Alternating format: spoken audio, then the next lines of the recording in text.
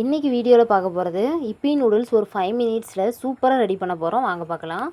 நாங்கள் வந்து இன்றைக்கி ஒரு 3 பேக்கெட் வந்து வாங்கியிருந்தோம். ஃபஸ்ட்டு நம்ம ஹாட் வாட்டர் வந்து ரெடி பண்ணி வச்சுக்கலாம்.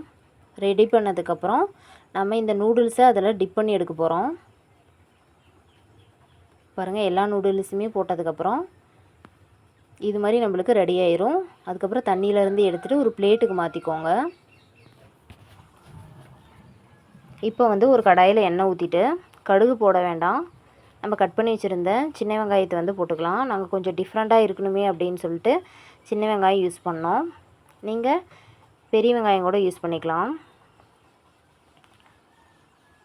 ஆனியன் நல்லா வதங்குற வரையும் வெயிட் பண்ணிவிட்டு நூடுல்ஸ் பேக்கெட்டுக்குள்ளாரியே வந்து அந்த மசாலா இருக்கும், அதையும் வந்து இதில் எடுத்து போட்டுக்கலாம்.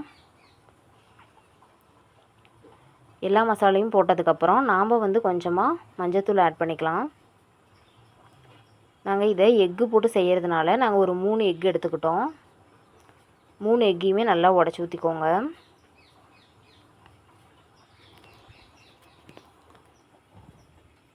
எல்லா முட்டையும் உடச்சி ஊற்றினதுக்கப்புறம் நம்ம தேவையான அளவுக்கு தூளுப்பு ஆட் பண்ணிக்கோங்க.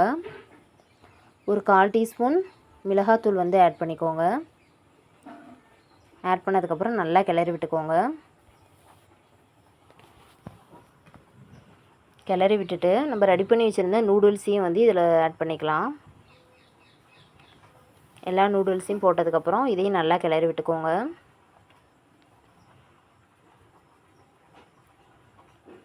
நல்லா கிளறி விட்டு இறக்கணும் அப்படின்னா சூப்பரான இப்பி நூடுல்ஸ் ரெடி ஆயிரும். பாருங்கள், சூப்பராக ரெடி ஆயிடுச்சு. இதே மாதிரி நீங்களும் ட்ரை பண்ணி பாருங்கள், ரொம்பவே நல்லாயிருக்கும். மறக்காமல் எங்கள் சேனலை சப்ஸ்கிரைப் பண்ணிடுங்க. யார் யாருக்கு இப்பி நூடுல்ஸ் பிடிக்குமோ மறக்காமல் இந்த வீடியோவுக்கு லைக் பண்ணிடுங்க. பாருங்கள், சூப்பராக ரெடி ஆயிடுச்சு எல்லாமே.